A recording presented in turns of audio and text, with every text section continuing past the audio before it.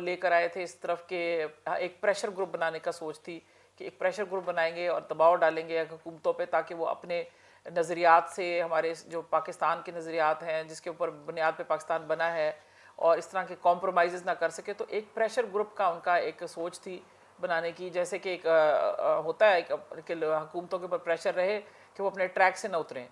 मगर बहुत शुरू में ही इमरान खान साहब जो हैं वो उनको लोग ले उड़े और उनको सियासत की तरफ मोड़ दिया, जो कि पावर पॉलिटिक्स की तरफ ले गए, और इमरान खान साहब ने फिर जनरल साहब को छोड़ दिया और वो अपनी जो भी उनके कॉम्प्रोमाइज़ थे या जो भी उनकी राह थी वो उस पर चल पड़े, और जिसका आप देख लीजिए मंतकी अंजाम भी हो गया है कि वो वज़ीर आज़म बन गए हैं।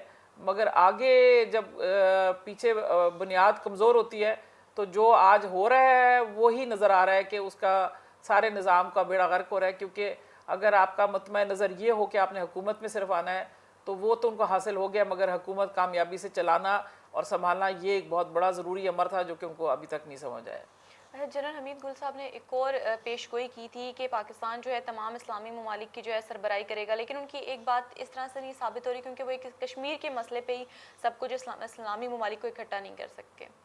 ये जनरल हमीद गुल साहब तो पाकिस्तान के हवाले से कह रहे हैं। अब हम ये सोचना है कि क्या हमारा पाकिस्तान सिर्फ इमरान खान साहब तक ही महदूद है? नहीं, ऐसी बात नहीं है। जब आप अगर देखिए कि ये मलेशिया के समिट की बात हो रही है जिसमें वो नहीं इकट्ठा कर सके, तो उसमें सबसे पहले एक तजवीज़ देने पे भी आप देख लीजिए कि लोग उनके पीछे इकट्ठे हो गए थे, और उसकी वजह इमरान खान साहब नहीं थे, उसकी वजह पाकिस्तान की एक हैसियत थी। पाकिस्तान अल्लाह ताला की तरफ से, आप देखिएगा वक्त साबित करेगा कि पाकिस्तान की किस्मत में है कि उसने इस्लामी दुनिया की क़यादत करनी है, और इंशाल्लाह ऐसा होके रहेगा। तुर्की के सदर भी पाकिस्तान आ रहे हैं, वो पार्लियामेंट का सेशन भी अटेंड करेंगे। पाकिस्तान, तुर्की और मलेशिया, क्या इनका एक इत्तेहाद बन पाएगा? बन पाएगा, मैं समझती हूँ इत्तेहाद तो है, दिलों में तो इत्तेहाद है, मगर ऊपर से जब अमेरिका की साजिशें होती हैं और उनको रोक देते हैं तो वो उसमें मसला आ जाता है। मगर ज़रूरत इस अमर की है कि हम इस बात को समझें कि अगर इसी तरीके से हम अमेरिका की लाइन टोक करते रहना है तो हम कहीं भी नहीं पहुँचेंगे, बल्कि हम कहीं रास्ते में ही गुम हो जाएंगे। ज़रूरत है कि हम अपने इत्तेहादों को और अपने इत्तेहादियों को, जो कि इस्लामिक इत्तेहाद होता है, उसको कायम रखें और उसको मजबूत करें, और उन यकीन रखें कि वो लोग हमारे साथ देंगे जब मुश्किल वक्त आएगा। अच्छा, दूसरी जान हम देखते हैं तो आर्मी चीफ जो हैं, भारत के आर्मी चीफ नरेंद्र मोदी वगैरह, इन लोगों ने पाकिस्तान को धमकी दी है कि हमला कर देंगे। हम देखें तो इस तरह के धमकी अवेज इनके जो बयानिए हैं वो अक्सर आते रहते हैं। तो आप क्या देखती हैं, इनकी क्या वैल्यू है इस लिहाज से? जी, वो धमकियाँ इसलिए दे सकते हैं कि हम बुज़दिलों का रोल अदा कर रहे हैं, तो इसलिए अब ज़रूरी है। मैं तो ख़ुद कह रही हूँ कि अगर बुज़दिली आप दिखाएंगे, एक बकरी और शेर होता है, अब दुनिया में मेरे हिसाब से सिर्फ दो ही रोल हैं, एक बकरी का और एक शेर का। तो अगर आप बकरी बनेंगे तो दूसरे ने शेर बनना है, तो धमकी तो वो देंगे और देनी चाहिए भी। अगर मैं भी हूँ तो इसी तरह करूँगी। हमें चाहिए कि हम भी न्यूक्लियर पावर हैं, हम किस चीज़ से डर रहे हैं? हम क्यों अपने बॉर्डर्स के ऊपर अपने फ़ौजी हर रोज़ चार पाँच लोग मरवा रहे हैं और ख़ामोश हैं और कह रहे हैं अब के तू कुछ करेगा तो कुछ तुझे देखेंगे, अब तूने आँख उठा के देखी तो हम देखेंगे, अब तू यूँ कुछ कर देगा तो देखेंगे। तो ये बुज़दिलों की, जो आप खुद दिल में बुज़दिल हो जाए तो इसका तो कोई इलाज नहीं है ना। कौमों, हमारी कौम नहीं बुज़दिल, हम बुज़दिल बिल्कुल नहीं है। इंशाल्लाह हम लड़ेंगे। अच्छा, कश्मीर के मामले में अगर हम देखें कि हमें एक इस्लामी इत्तेहाद की बहुत ज़रूरत है, लेकिन आपको क्या लगता है कि ऐसे कौन से इस्लामी ममालिक हैं जिनका इत्तेहाद हमें बनाने की ज़रूरत है? मैं ये समझती हूँ कि तमाम इस्लामी ममालिक का इत्तेहाद होना ज़रूरी है, क्योंकि हर इस्लामी मुल्क को बहुत सारे मसाइल आ रहे हैं और हर कोई इन चीज़ों को समझ रहा है कि 57 इस्लामिक ममालिक हैं, इस्लामी ममालिक हैं, और उनको कुछ भी हमारी आवाज़ तक नहीं है। आप देखें यूएन की जो वीटो पावर करने के लिए भी, उसमें भी कोई इस्लामी मुल्क नहीं है।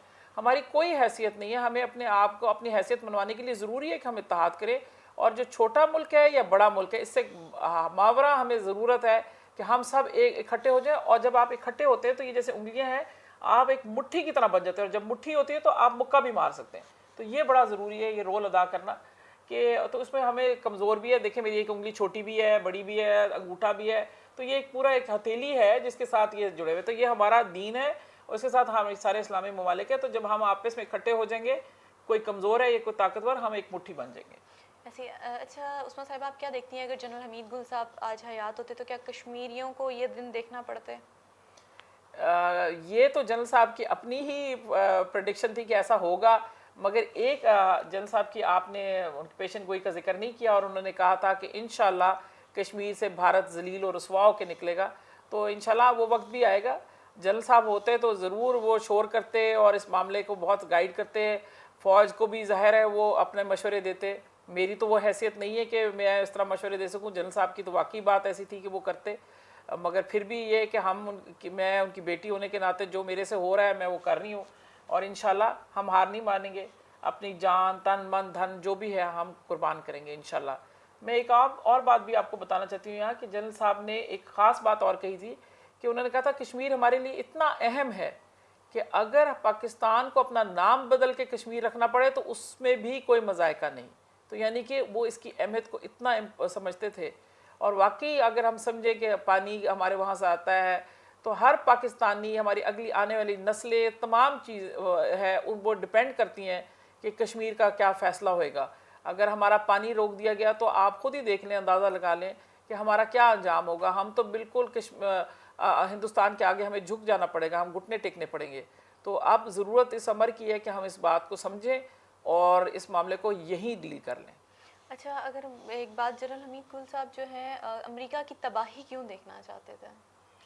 इसलिए कि अमेरिका एक ऐसा बेढंगा और एक भद्दा और एक ऐसा आप समझ लें कि एक जंगली सा बच्चा बन चुका है कि जिसकी अजीब अजीब हरकतें हैं और वो लोगों की कोई एहसासात का ख्याल नहीं करता।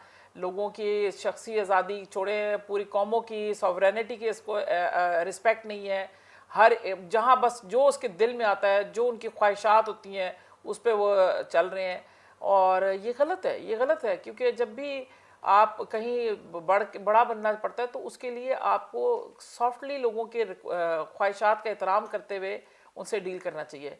ये बुलडोज करते हैं और ये लोगों के ऊपर जुल्म करते हैं, और ये सिर्फ और उनमें भी सिर्फ मुसलमानों पर। तो जनरल साहब बीइंग अ मुसलमान एंड एक पाकिस्तानी, वो ये समझते थे कि अमेरिका हमारा कभी साथी नहीं हो सकता। हमें आर्जी तौर पे वो अपना पार्टनर ज़रूर बना लेता है, मगर हम उसके एलाय नहीं हो सकते। बहुत शुक्रिया उज़्मा साहिबा आपके वक्त देने का, और जिस तरह से कश्मीर के मामले पे बात करी, जनरल साहब की जो पेश गोई थी उनके हवाले से जानने के बहुत अच्छा लगा, क्योंकि एक जो साहब बेटी होती है वो बाप के बहुत करीब होती है, और आपने देखा है और जिस तरह से आप पाकिस्तानी सियासत में और जिस तरह से अपना किरदार अदा करती हैं और हमेशा कोशिश करती हैं कश्मीरियों के साथ खड़े होने की और हर एक्टिविटी में इन्वॉल्व होती हैं, शायद ये बहुत बड़ी बात है। बहुत शुक्रिया आपके वक्त का। जी नाज़रीन, अब अपनी मेज़बान सुमेरा सलीम को इजाज़त दीजिए। अलाने के बाद बिस्मिल्लाहिर्रहमानिर्रहीम। अस्सलाम वालेकुम नाज़रीन। जी नाज़रीन, आज जो मैं वीडियो बना रही हूँ इसका हमारा मकसद ये है कि जिस तरह से कश्मीर में 200 दिनों से कर्फ्यू लगा हुआ है और वहाँ पे कश्मीरी आवाम एक अजियत की ज़िंदगी गुजार ली है, और भारत का जो सफाक चेहरा है वह सबके सामने आ चुका है, और जो आरएस का नज़रिया है वो भी किसी से ढका छुपा नहीं है। अगर हम बात करें तो हम ही कश्मीर की आवाज़ बन सकते हैं, और जिस तरह से कश्मीर के लिए मुजाहरे हो रहे थे, रैलियां निकाली जाती, वज़ीर आज़म इमरान खान ने जो पहली तकरीर की वो बहुत ज़्यादा उसको पजीराई हासिल हुई। उसके बाद जो था सबका ध्यान कश्मीर की तरफ गया कि कश्मीर में होने वाले मजालिम के तरफ गया। अगर हम बात करें उसके बाद वज़ीर आज़म इमरान खान ने अपनी तकरीर में जो है यूरोपीय जो लोग हैं इनका एक रवैया सबके सामने जाहिर किया, और जो भारत का और आरएस क्या नज़रिया है सबके सामने रखा। लेकिन अगर हम बात करें ओआईसी का इजलास भी कोई फ़ायदेमंद नहीं रहा। 57 ममालिक हैं, लेकिन अगर हम बात करें तो कश्मीर के मामले पे बिल्कुल एक खामोशी इख्तियार कर ली गई है, जो कि बहुत अजीब सी कैफियत पैदा कर रही है। अगर हम बात करें कि एक मुसलमान होने के नाते और तमाम मुसलमान ममालिक को अब एक होने की ज़रूरत है कि ताकि कश्मीर के मामले में उनकी आवाज़ बने।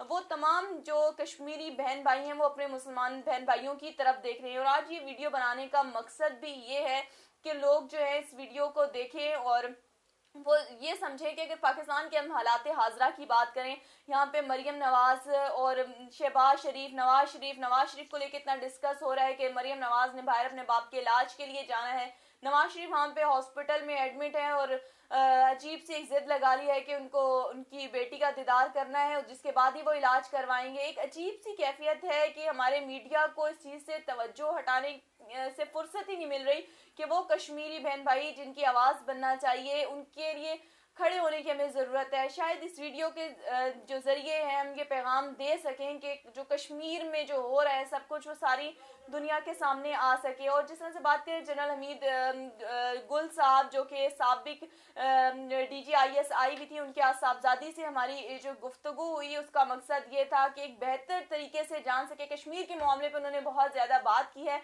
तो मकसद यही है कि कश्मीर के मसले का हल क्या है, कि तमाम इस्लामी ममालिक को यकजा होने की ज़रूरत है और किस तरह से तमाम इस्लामी ममालिक अपना किरदार अदा कर सकते हैं। जिस तरह से आपने एक इस इंटरव्यू में देखा, उस्मा गुल साहिबा ने यही बातें बताई कि कश्मीर के मसले पे तमाम इस्लामी ममालिक कैसे अपना किरदार जो है अदा कर सकते हैं। जी नाज़रीन, मेरी पूरी कोशिश होती है कि जो इंटरनेशनल लेवल पे और जितनी भी सफारती महाज है, जिस तरह की भी जो खबरें होती हैं, उस जितनी डेवलपमेंट हो रही हैं उनसे मुतल्लिक उनके मुतल्लिका बंदों से इंटरव्यू करवाए जाएं। और मेरी कोशिश होती है मैं उन ऐसे लोगों से इंटरव्यू करूं जो कि हालात हाजरा पे उस मौजू के हवाले से एक अच्छा बयान कर सकें, क्योंकि कश्मीर का एक जो मसला था इस हवाले से उन्होंने बहुत अच्छी गुफ्तगू की। उम्मीद है कि आप सबको पसंद आई और जिस तरह से मुख्तलिफ वीडियोस बनी, जिसमें मुख्तलिफ इंटरव्यूज थे, जिसको आप सब ने बहुत सराहा है, आप सबकी हौसला अफजाई का बहुत बहुत शुक्रिया। ये स्पेशली पैगाम था क्योंकि आप लोग के जो कमेंट आते हैं कुछ पॉजिटिव, जिस तरह से आप सराहते हैं हम सबको, तो बहुत खुशी महसूस होती है कि हम एक मुतलका जो कोशिश होती है कि एक आगाही पैदा कर सकें और एक मुतलका बंदे से इंटरव्यू लिया जाए और हालात हाजरा पे बहस की जाए। अब अपनी मेज़बान सुमेरा सलीम को इजाज़त दीजिए।